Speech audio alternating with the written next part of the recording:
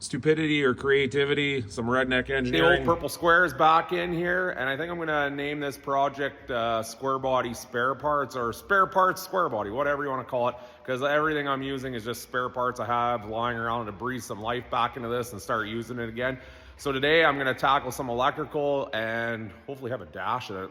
I'll show you what I got going on in there. Not much to look at in here. It's horrible. At one time it was a functioning, it looked really good. This is part of the LS swap when I had my 6-liter in here and I had the intake through the firewall over here behind this jug. My intake came out over here. ECM, all my wiring was in here. Of course, I stripped that out from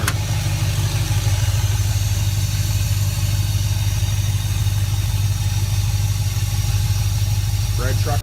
Now I got another dash, made up dash hackery thing from another car, that purple Regal. I'm gonna hopefully adapt that into here today and get some wires and get an idea how I'm gonna make that wiring harness, because I stripped out everything for the LS swap and it looks like the Grinch stole everything in this sucker. Got that sheet metal all removed. There's just some wires left over for running. I got an electric fan out there in the rad, wipers obviously, and a washer pump.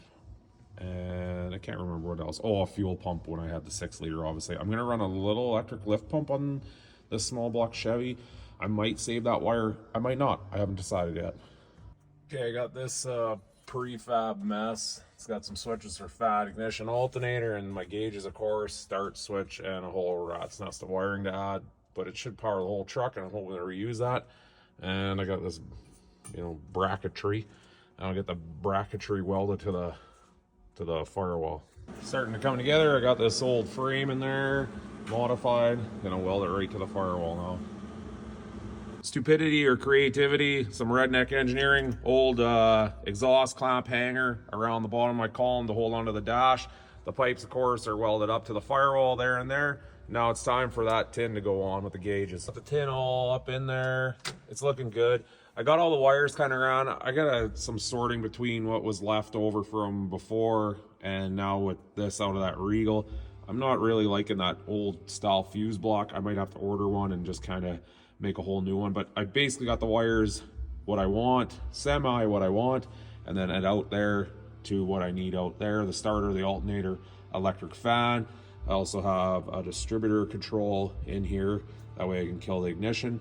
So the next step, I think, is putting a fuel tank in and my battery box.